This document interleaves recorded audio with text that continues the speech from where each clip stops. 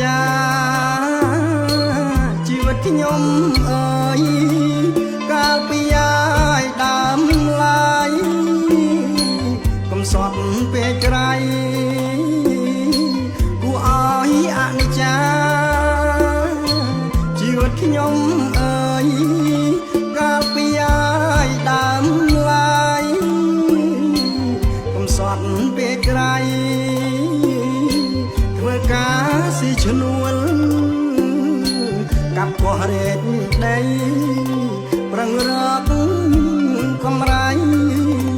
សែនទុកអវេទនី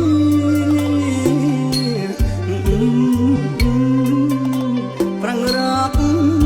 កំរៃសែនទុកអវេទនីវ័យ13ឆ្នាំចង់ចាំចាំងចេះលះបងអាយកិលេសចាប់យកមាគីវ័យ13ឆ្នាំចង់ចាំចាំងចេះលះបងអាយកិលេសចាប់យកមាគីតាមផ្លូវព្រះធម៌ស្វែងរកវិធីតស៊ូពុះពីដឹកនាំអាសាសនា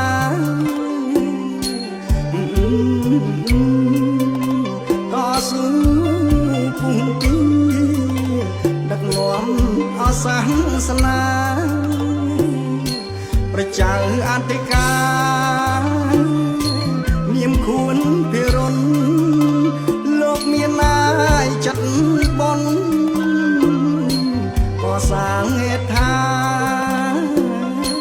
ប្រជាអធិការនាមខួនភិរុនលោកមានណាយចិត្តបនកសាងហេដ្ឋាក្នុងវត្តព្រែកក្រាស់សែនល្អអង្ចាចិត្តសជ្រះថ្លា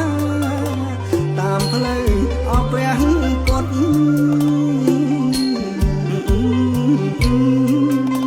ចិត្តសជ្រះថ្លាតាមផ្លូវអព្រះពុទ្ធ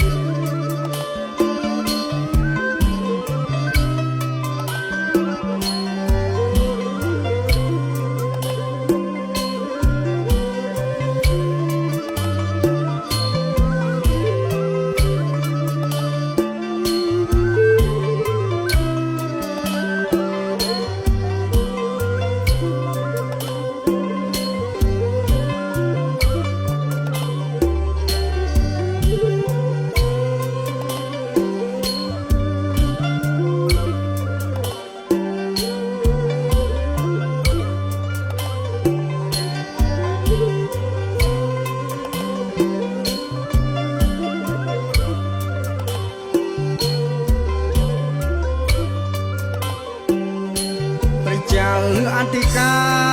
រនាមខួនភិរុនលោកល្អអាយពេកពុន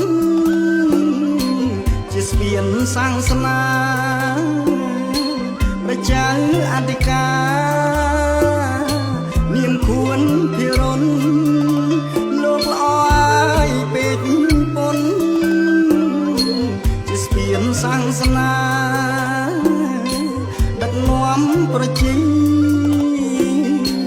ឲ្យចេញរក្សាជាតិសាសន៍ថ្លៃថ្លាសាសនាអរំរឿងជាតិសាសន៍ថ្លៃថ្លាសាសនា